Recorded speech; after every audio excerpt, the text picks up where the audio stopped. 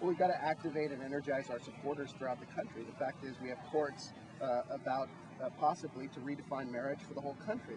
The case in California could overturn laws as far away as Maine once it reaches the Supreme Court. So we need to activate our supporters throughout the country, especially in key states. And where better to start than in a state where Question 1 passed, and we were involved with helping it pass. And it was such a major victory, especially when proponents of same-sex marriage had said, you know, we know their game plan, we know what they did in California, and we're going to defeat traditional marriage in Maine.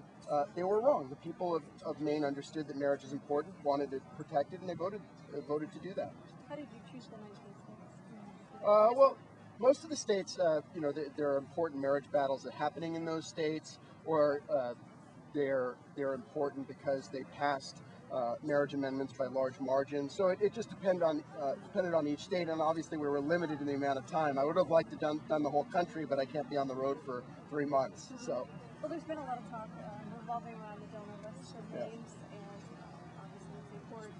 And what's your response to that, and why are you so against releasing those names? Well, because there has to be one rule for all of the groups, and right now what is happening is there's an attempt to basically have a witch hunt to target the National Organization for Marriage and its supporters. We saw in the wake of Proposition 8 death threats, vandalism, churches vandalized that donated, people receiving calls that gave as little as $100 saying, I know where you live and we're going to come and get you. This is not acceptable in America. This is not the way the democratic process is supposed to work.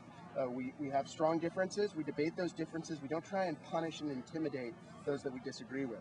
So because of California, clearly we're not going to be held to a different standard. We didn't raise the money for NOM, the National Organization for Marriage, specifically for the Maine effort. We gave that of our general treasury, just as other groups had done. And what has happened is that out of Proposition 8, people that are really far out have attempted to file frivolous complaints against us throughout the country. One was recently dismissed in Iowa. We've seen one dismissed in New Hampshire. It's just a way to try and make us have to work a lot harder to defend ourselves. And as I said, they're frivolous. It's very unfortunate that the Ethics Commission, on a split vote, even decided to investigate us. We haven't done anything wrong. We've abided by the law. How much has NOM put into Maine in this campaign?